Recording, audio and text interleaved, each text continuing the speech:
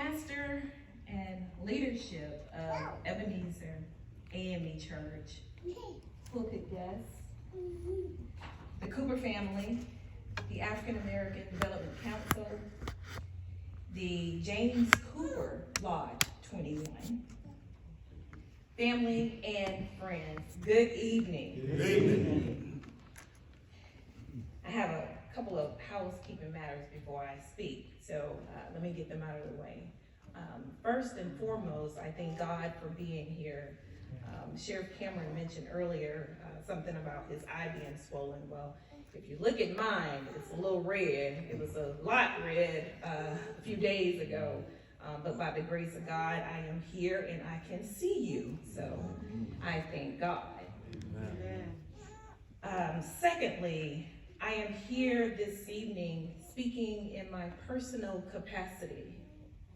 I'm speaking as Winifred Acosta, the little girl who grew up on 9th Street right here in Live Oak, Suwannee County, a proud native of Live Oak, Suwannee County.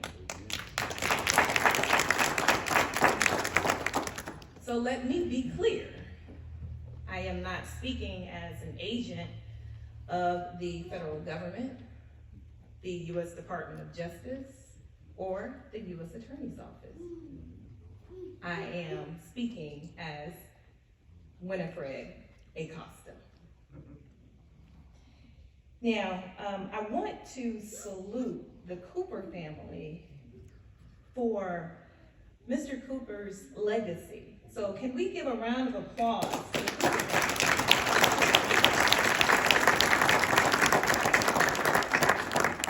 Thank you. The message I want to bring comes straight from my heart. And it is a message that I wrote after reading my daughter's poem.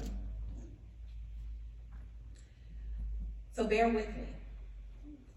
But before I begin, I want to ask two questions. Can I be real with you this evening? Yeah. Can I be truly real? All right. Okay, all right, I'm gonna hold you to that. Now what I want you to do is, I want you to close your eyes. Close your eyes for 10 seconds, just 10 seconds. Now I want you to forget about me standing here. Now open your eyes, open your ears, your hearts, and your mind. And I want you to focus on my message for about 20 minutes, give or take.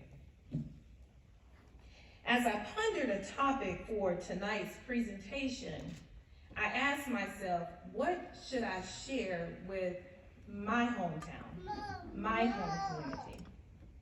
So I called Ms. Scott. Thank you, Ms. Scott, for inviting me to be here. Ms. Scott knows I can never tell her no. I tried to figure out a way to give her exactly what she wants, so thank you for inviting me. I called Ms. Scott and she advised me that the theme was the past, the present, and the future. I thought, okay, all right, I can work with that. Then, out of nowhere, my daughter was impacted by an attack on the importance of African American studies. The poem she authored and shared with you tonight is her personal reaction to the destruction of her AP African American Studies class last month. And my presentation tonight is my reaction, my support for her, and my call to action.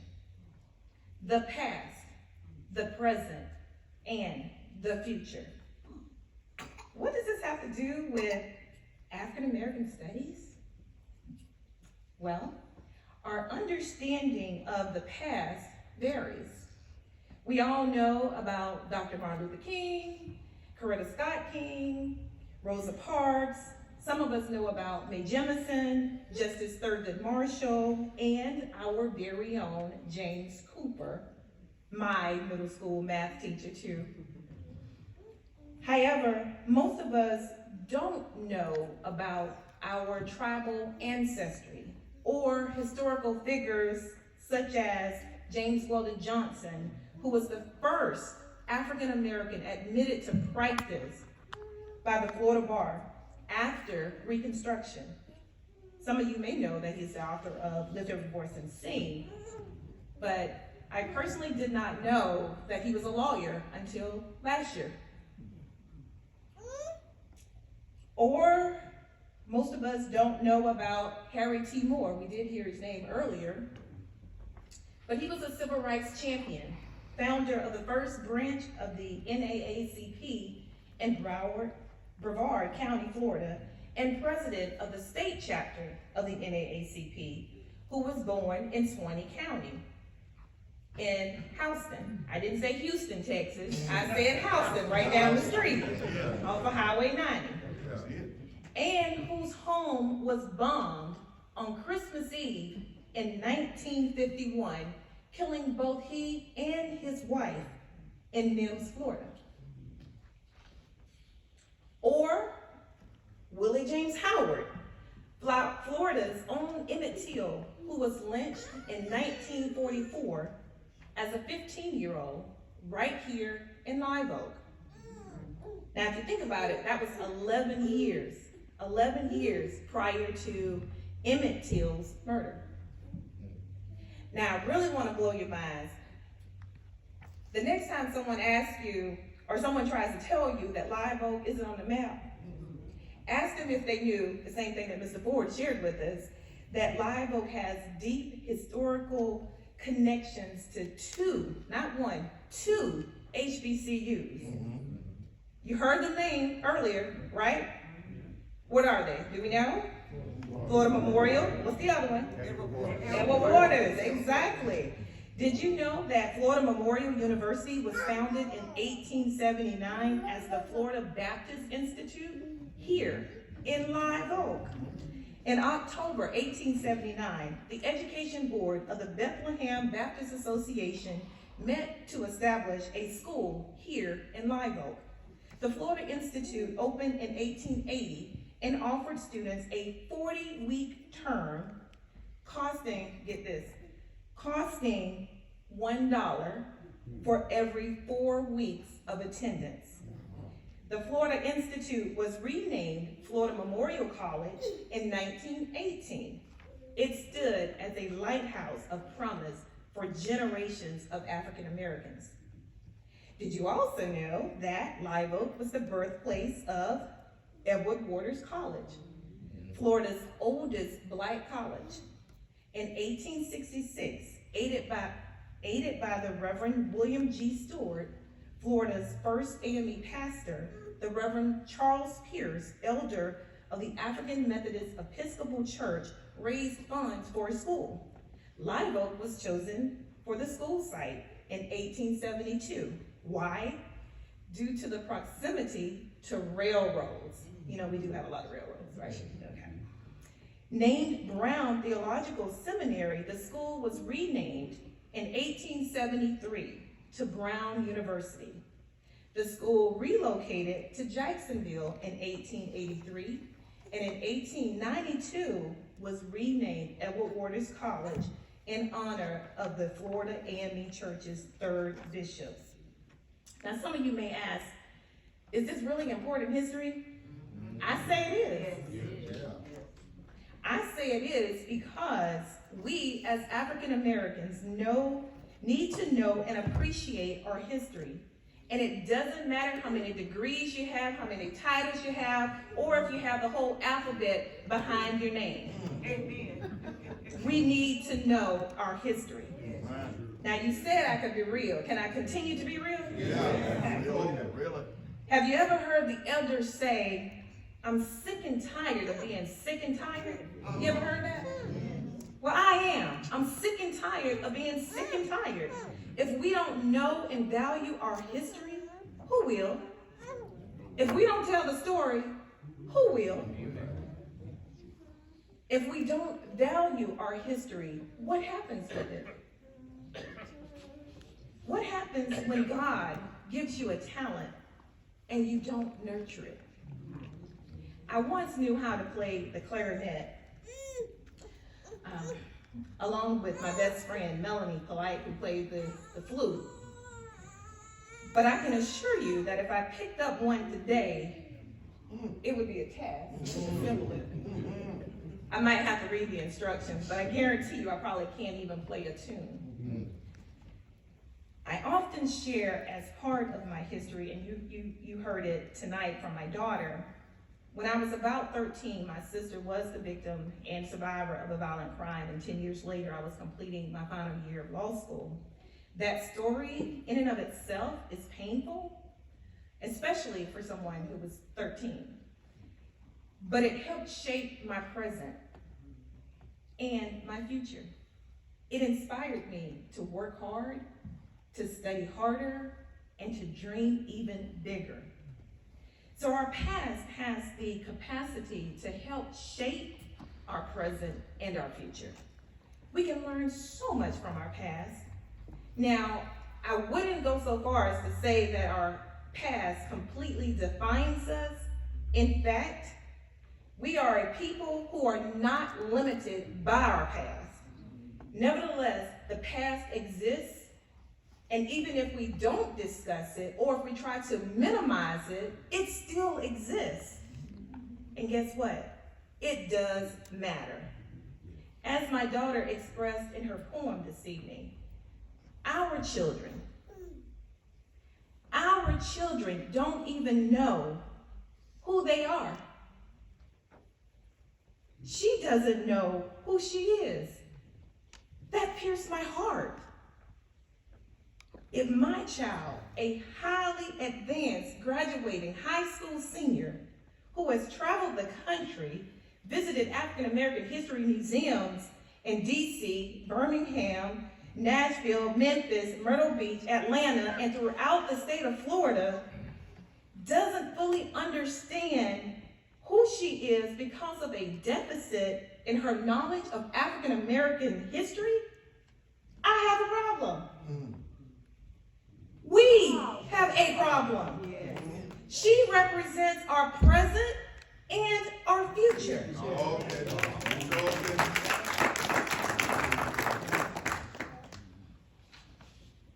Don't be distracted by the choice of words. She's angry, and I'm angry. And I think I have a right to be angry. You do. Barely 18, my child is bold enough to speak the truth. Some of us are 3 times her age and are too afraid to speak the truth. Can I still be real with you? Some of us simply turn away from what we know is true because we don't want to take a stand. We're too afraid. We don't want to call a spade a spade. Yes. And a lie. Thank you, sister. But if it walks like a duck, it quacks like a duck, guess what? It is a duck. And sometimes the truth hurts. I admit, it's uncomfortable. But I say, let it be told. Let it be told. And let it be told in its entirety and accurately. Don't change the script. Tell it like it happened. Have you ever been uncomfortable? Well, I have been uncomfortable. And our ancestors were uncomfortable. So don't talk with me about discomfort. Someone once said, history is the story of who we are, where we come from, and can potentially reveal where we are headed. It is incumbent upon us to pass along the history, which has directly impacted us. If we didn't know the history behind the song, listen to this, Way Down Upon the Swanee River, which I used to sing. Used to. Until I learned better. Way Down Upon the Swanee River. If we didn't know the history behind it, guess what? We're likely to loudly and proudly chant the lyrics where the narrator, a slave, cries out in the chorus, get this, darkies, and longs for the old folks at home on his plantation. In other words, the lyrics say the slave desires to be on the plantation and kept in bondage. Really? Think about that. Do you believe that to be the truth? In 1935, the Florida legislature adopted this song, Way Down Upon the River, as its own. Decades later, in 2007, it was publicly abandoned by then Governor Charlie Crist, who chose a different song to mark his official induction into office. How many of you who are my age, and I won't tell you how old I am, as a student knew of Black Wall Street in Tennessee or Juneteenth? Okay, a few, okay. Well, I didn't, not even as a university student. A very good friend and sorority sister of mine founded a Juneteenth pageant to empower young African American women who have been forced to conform to other cultures, resulting in the loss of their own historical and cultural identities.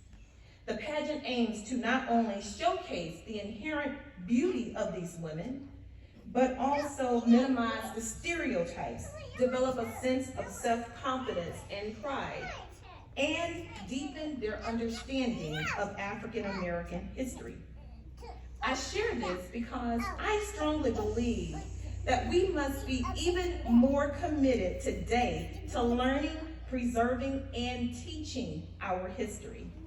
For almost 15 years, I've dedicated myself to organizing an African American history celebration at my office. Some of my most notable presenters have been the Honorable Joseph W. Hatchett, Altamise Barnes of the Raleigh House Museum, Live Oak's very own and my dear friend, Dr. Tamika Bradley Hobbs, and just 2 days ago, Dr. Maxine D. Jones, who spoke on the centennial anniversary of Rosewood. I've even had a panel discussion on the relevance of the HBCU experience, and I didn't attend an HBCU, but I recognize the importance and the relevance of the HBCUs even today. As part of these programs, I have incorporated a student education component where I invite high school students to attend and/or participate. Now, I assure you that the composition of the federal courthouse attendees looks vastly different from the composition of this church this evening or any evening. Nevertheless, I fundamentally believe that African American history is American history. It is a part of the fabric, the very fabric that unifies the diaspora of cultures within this country.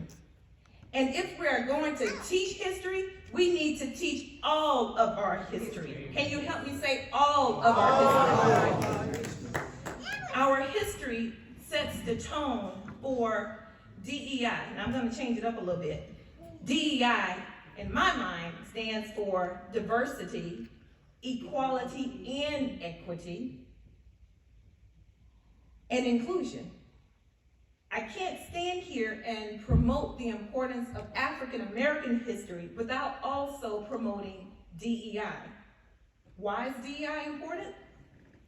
Throughout my almost 27 years of practice in law, I've always been a first in one respect or another. But I say this, I may be the first, but I am committed to not being the last. To whom much is given, much is required. That's why I invest in the community and in the students I mentor. We need greater DEI. I'm not one who says, I made it so others can get there the best way they knew how. No ma'am, no sir. It is an honor, it is my pleasure, and it is my duty to help others along the way. I don't want to be here 5, 10 years down the road still saying first. I'm tired of being the first. I want many more. That's why we need greater DEI. I am often reminded that the beauty of the world lies in the diversity of its people. And I believe, just like Maya Angelou, that in diversity, there is beauty and strength. We should embrace our diversity and promote inclusion so that together we may dismantle the negative paradigms of racism and all forms of unfair treatment to transform our world into a place where we all may equally thrive and ensure equality and equity. And at last, in the spirit of DEI, we belong at the table too. Amen. I'm referring to the decision table. This is symbolic for the place where the management top level policy hiring decisions are made, where we're normally absent. We are deserving, we are worthy, and we belong at the table too. Did you know that we are the descendants of kings and queens? And did you know that those kings and queens stood tall with pride and self-confidence? Well, I want to be at the table, and I want my daughters to not just be at the table, but at the head of the table. Yeah. Why? Because they are worthy. I want them to appreciate that they stand on the shoulders of giants, giants who overcame the attacks that others launched against them. Now, don't misunderstand. Today's attacks are not new at all. They're just coming from a different vantage point. So when my daughters face adversity, I want them to recall the words of one of my most favorite poets, Langston Hughes. In Langston Hughes' poem, Mother to Son, and I always recite this poem, he says, "Don't you sit down on those steps because you find it's kind of hard. Don't you fall now. And life for me ain't been no crystal stairs." Langston Hughes references the obstacles and dangers we faced then and we face now. This poem was written in 1922, over a century ago, and less than a year prior to the Rosewood Massacre. Yet, still today, it inspires me because it is still relevant to our present and our future. Am I coming close to my 20 minutes? Y'all getting kind of quiet. Can I still be real? Y'all gonna invite me back again? Ms. Scott, you gonna invite me back again? Okay, all right. The past, the present, and the future. African American history should be studied, not ridiculed. It should be passed down, not watered down. Yes. It should be inherited from one generation to the next, not excluded from one textbook to the next. For if we don't study it, pass it down, or inherit it from one generation to the next, guess what? Our children and our children's children will reap the repercussions.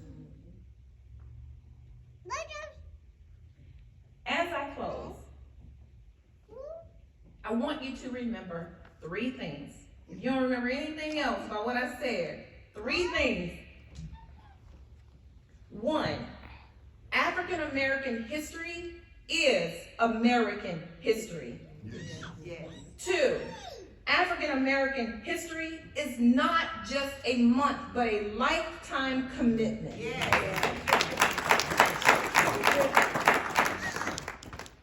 And lastly, 3, life offers us a journey of learning.